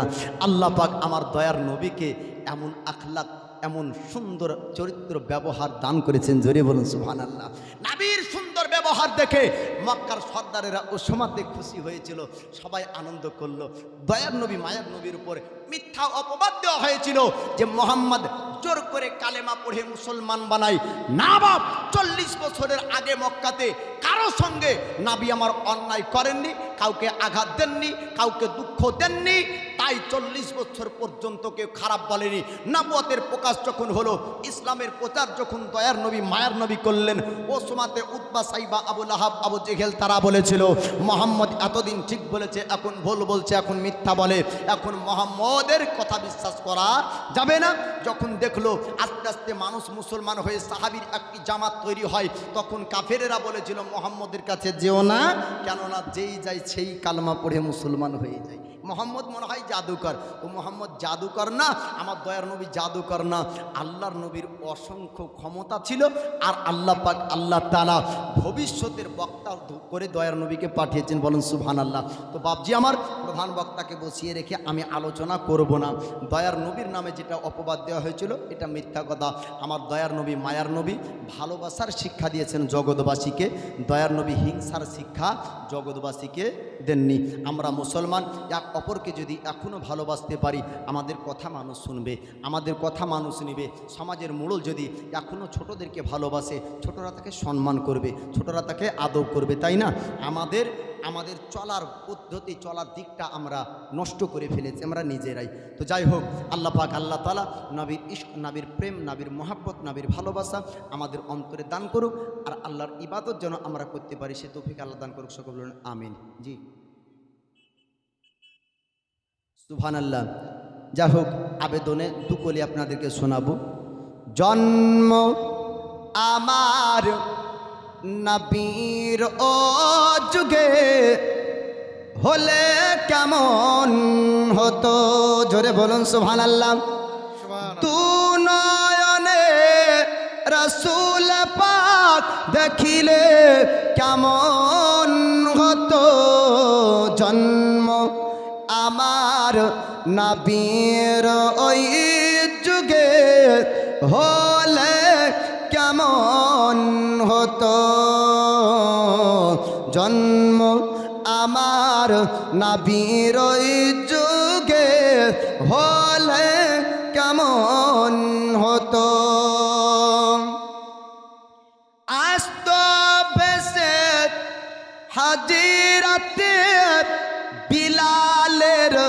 মধুর আযান আসত বেশে হাজিরাতে বিলালের মধুর আযান যে আজানে ছিল এমন প্রেম খুশি রহমান দয়ার নাবির পিছে নামাজ দয়ার নাবির পিছে নামাজ পড়লে কেমন হতো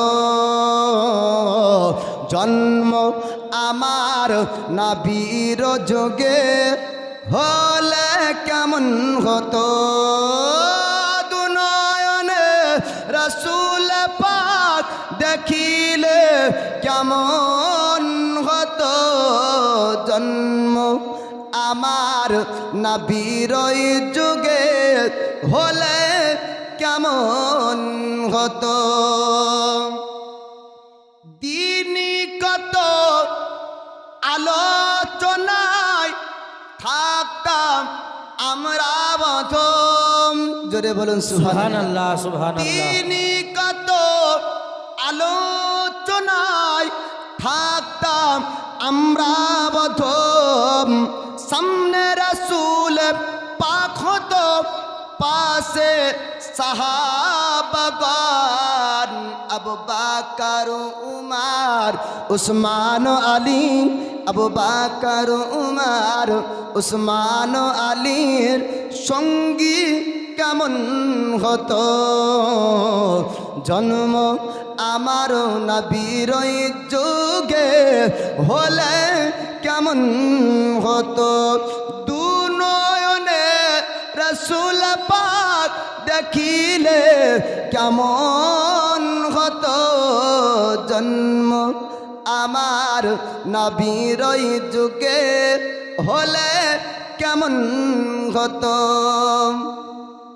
কেমন ছিল ও দিস মদিনার দেখেছেন সব সাহাবী জোরে বলবেন না সুবহানাল্লাহ কেমন ছিল ও দিস মদিনার দেখেছেন সব সাহাবী খেলছেন হাসান ও হুসাইন পাশে আছে দয়ার নবী দয়ার নবীর পাক জবানে ডাকছে হাসান শুনলে কেমন হতো জন্ম আমার নবীর যুগে হলে কেমন হতো দুনয়নে রসুল পাক দেখিলে কেমন হতো জন্ম আমার নবীর যুগে হলে কেমন হতো।